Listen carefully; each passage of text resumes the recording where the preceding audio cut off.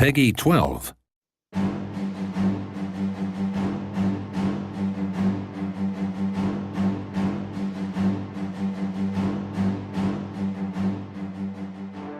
Europa Universalis 4 is a grand strategy game set in the age of exploration and colonization. For me, this has always been one of the concepts that really sets this game apart, that sort of lets you choose what kind of game you play. Suppose you're a small naval power at the edge of Europe. You can't really get into this, fight huge land battles with France and these kind of things. You can make a choice, you can go for colonization. And if you really want to make the big bucks here, you should get in early. And you do this by selecting the exploration idea group.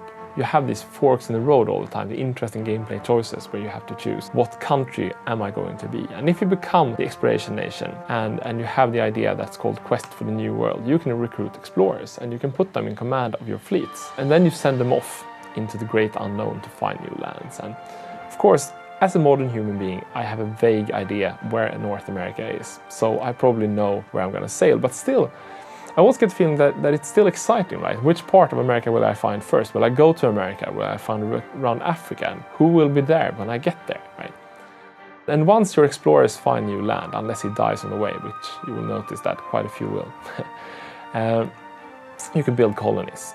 And we've changed a bit of how colonization works. Before, it was all about send colony, wait time, look for a dice roll, and then it happens.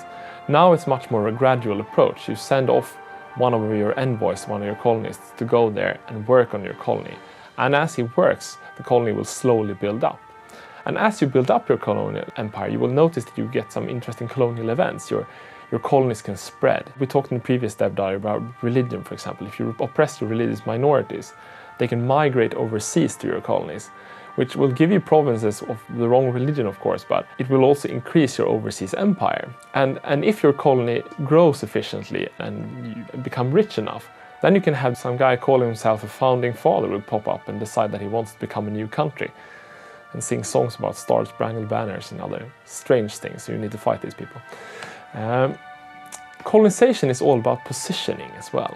We have the new trade system with the trade routes that you probably heard about. When you go off colonizing, the direction to take is often the direction of the trade route. And if you can find a part of the world that feeds into your trade very well, and you can get there first, you can really become so much more rich than any other country in the world.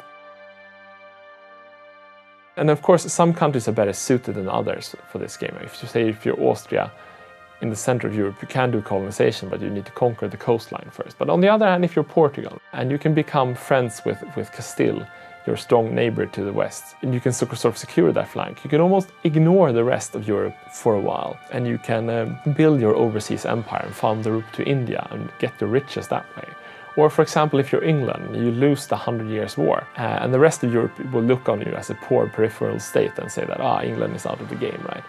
But as they squabble about the spoils of victory, you send your explorers over the seas to America and you found new colonies. And then the next time the French player looks across the channel, he doesn't see a poor, backward country on the edge of Europe. He sees a global world-spanning empire that he has no chance to compete with. And the great thing about exploration and colonization is really that. As you send out your explorers, you can really change what your country is.